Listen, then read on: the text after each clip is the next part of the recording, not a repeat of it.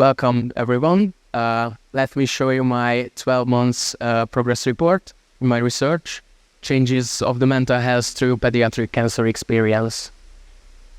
My name is Márton Szabados. I'm a pediatric resident at the Pediatric Center Semmelweis University. My supervisor is Miklós Garomi, my SMS is Mark Hernátfői, and Szilvia Kisdala and Gergely Abúcs are the statisticians helping to reach my goals. My vision is that in the near future, childhood cancer patients and survivors will live a rich and full life, and I'd like to take a part of it by establishing a well-designed follow-up system, focusing on the quality of life and the psychological well-being of these patients. Here you can see my first two ongoing projects helping to reach my mission. The first one is a meta-analysis with the title Impact of the Tumor Location on Developing Affective Disorders among Childhood Brain Cancer Survivors. Pediatric brain cancer survivors have still a really high chance to develop affective disorders. For example, major depression occurs around 20% of them, which is a really high number. We also know that different areas of the brain are responsible for various capabilities, and we also know some areas of the brain playing a role in this affective and other psychiatric diseases. Growing in the deficit means as the child gets older, more and more consequences and more severe diseases occur among them. Therefore, is a long-term follow-up from a really young age and from the diagnosis recommended. With the right time diagnosis and with the right time treatment, we can decrease the recurrence and the long-term consequences of these diseases, for example, physical disorders and impaired social functioning. So my aim was to identify which of these psychiatric diseases have the highest prevalence among the different brain tumor locations. And that led us to the clinical question: does the location of the tumor predict the occurrence and the types of affective disorders? And we hypothesized that there is an association between them. Systematic search was conducted in 5 different databases last year in November, and after the selection we found 42 articles. All these articles are retrospective cohort studies, case series, and cross-sectional studies. So let me show you my results. In the first figure, you can see the prevalence of depression among childhood brain cancer survivors. The events are the diagnosed major depression done by psychiatrists. We divided the patients in 2 subgroups based on the anatomical separation of the brain, infratentorial and supratentorial. You can see that there is a high level of heterogeneity, which can be caused by the really wide range of follow-up times, the different studies used, and also the subjective part of the diagnosis. You can see that the overall prevalence was 0.22%, which is a really high number. Almost 1 in 5 brain cancer survivors suffer from major depression. But the difference, we didn't find any difference between the infratentorial and supratentorial patients. The second figure is about the prevalence of anxiety. We use the same subgroups, and the events are the diagnosed anxiety disorders. As a result, you can see a tendency that the infratentorial patients have a slightly higher chance to develop anxiety, although the results are not statistically significant. In this slide, you can see the scores the patients achieved on different depression and anxiety questionnaires.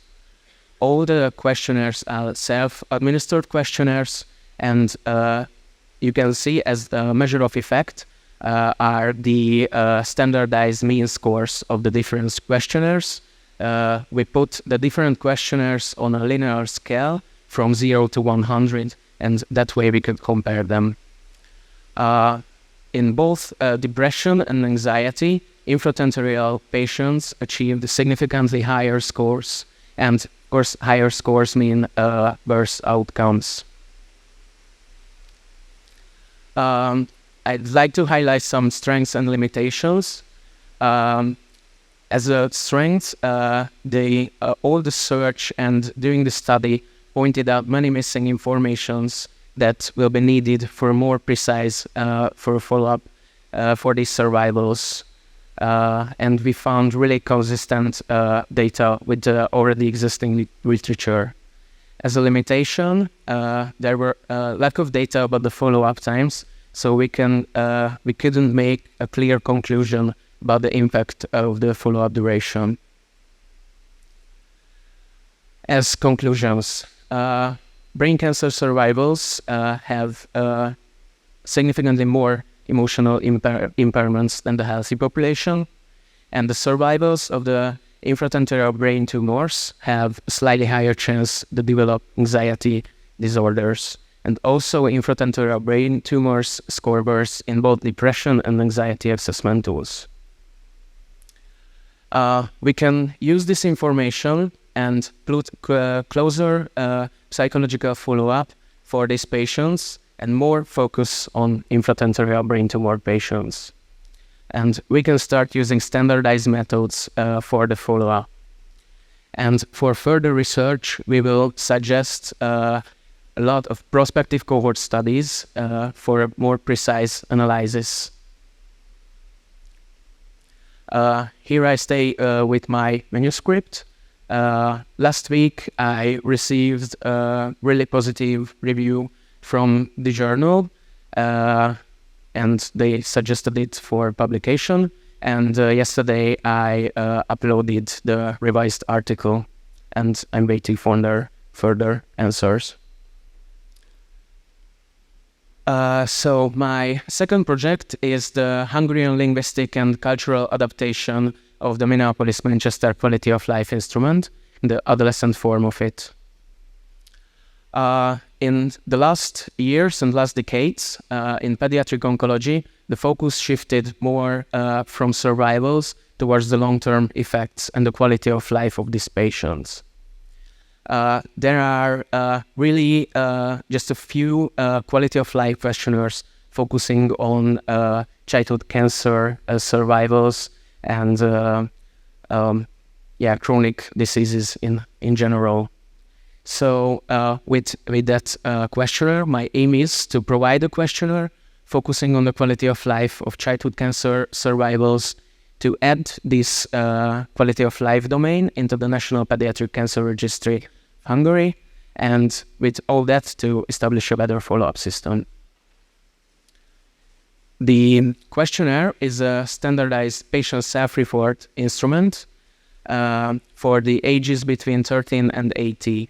It has 7 factors, and I'd like to highlight some of the novels which are not in general in quality of life questionnaires, such as body image and outlook on life. The validation process is the first part of the validation process is the translation process. I've got the ethical permission and the validating permission, and after that I'm finished with the translation process.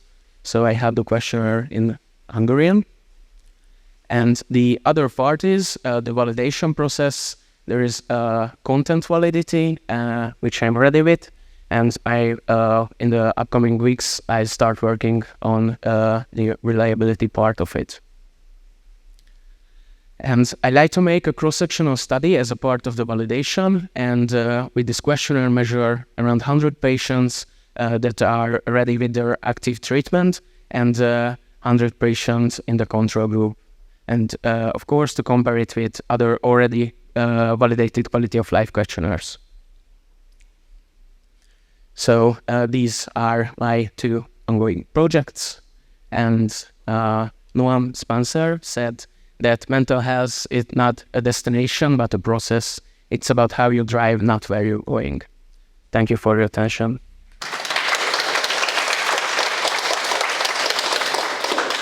I would like to ask that the anxiety and the depression results were significant. However, the prevalence were not. What do you think would be the reason for that? You mean on the assessment tools? Yes. Yeah. Actually, there can be several explanations for that. The diagnosis is kind of strict and also sensitive. So, for example, in subclinical depression, that means they can have depressive symptoms, but don't meet the threshold for the diagnosis. That can be one part, for example, and also it's true for the anxiety. So it's hard to draw a line where you will say that it's a diagnosed disease, but you can have some, and you can find some impairments on the assessment tools. I was just wondering that you mentioned that the included studies in your meta-analysis were retrospective ones. So maybe do you plan to do a prospective cohort based on this experience? Yeah, thank you for your question. Actually, yes, I'm planning to do quite a big prospective cohort, not only focusing on this tumor location, but we'd like to measure and follow all the patients at our clinic from the 0 point of the diagnosis in all psychological, quality of life, and also neurocognitive impairments. But of course, we will consider the tumor location as a factor. So my answer is yes. I want to ask if I understood correctly the figure 2. It seems to me that there might be one outlier with a very high prevalence. Have you found any reasons for that? Thank you. The diagnoses were the same. There were no data about the follow-up times. So I'm not 100% sure about that, but that's my, I think that could be the reason why this also, I think the whole analysis has really high heterogeneity, and that could be the main reason. Wonderful presentation. Have you looked into the causes of heterogeneity by way of doing subgroup analysis on your project, like looking at different tests that measure anxiety or depression or the time frame?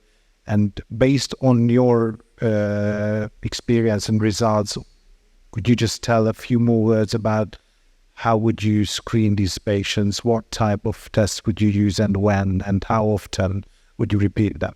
Yeah. I think one major part will be this follow-up times, which I mentioned before, and we try to make an analysis based on the follow-up times, but it was a really wide range, and also in some articles there were exactly no data about them. So we couldn't we tried a lot and many methods to measure it, but we couldn't do it exactly to have a nice analysis about them. But yeah, if we will measure them at our clinic and in my prospective cohort, we will consider it. And our plan is to measure them from the 0 point of the diagnosis, all the milestones of their treatment, and after that all of their checkup visits. So we try to make it quite of regular, because I think that's a major part.